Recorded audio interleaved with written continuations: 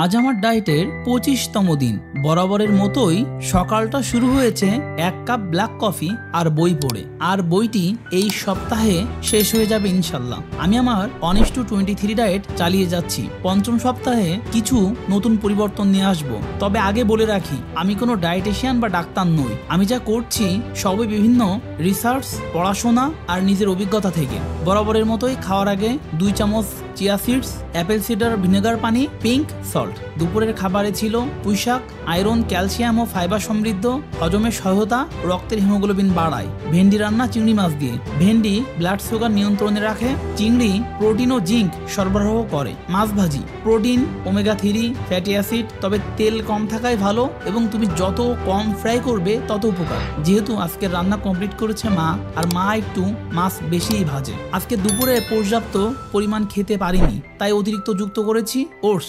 Low carb, দীর্ঘক্ষণ পেট ভরা রাখে, হজমে সহায়তা করে। সাথে ছিল কলা, পটাশিয়াম ও ভিটামিন B6 সমৃদ্ধ, শক্তি যোগায়, পেশি ভাঙনে প্রতিরোধ করে। খাওয়া শেষে প্রোটিন সাপ্লিমেন্ট মাংসপেশি ধরে রাখতে ও পুনর্গঠনে সহায়তা করে এবং ধরা যায় 99% দিনই আমি এটি নিচ্ছি। আজকে নিয়েছি মাল্টিভিটামিন, যা ভিটামিন ও মিনারেলের ঘাটতি পূরণে সহায়তা করবে। এই 25 দিনে আমি কোনো মিষ্টি ছুঁইনি, কোনো বাইরের প্রসেস ফুড খাইনি। সব খাবারই ছিল ঘরোয়া ও স্বাস্থ্যকর। পুঁইশাক ভালো, কিন্তু কিডনি স্টোন প্রবণতা থাকলে পরিমাণ মতো খেতে হবে। ভেন্ডি সুগার কন্ট্রোল ভালো, ক্যালোরি কম। চিংড়ি প্রোটিন বেশি, কিন্তু বেশি খেলেই কোলেস্টেরল বাড়তে পারে। মাছ ভাজি ওমেগা 3 সমৃদ্ধ, তবে তেল কম থাকলে ভালো।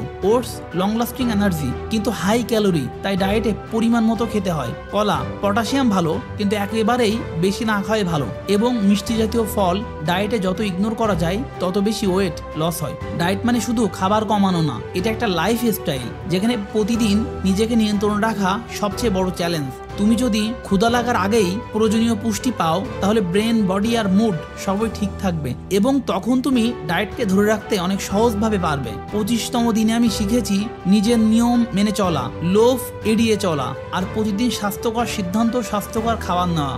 এটাই আসল জয়। দেখা হচ্ছে পরের ভিডিওতে।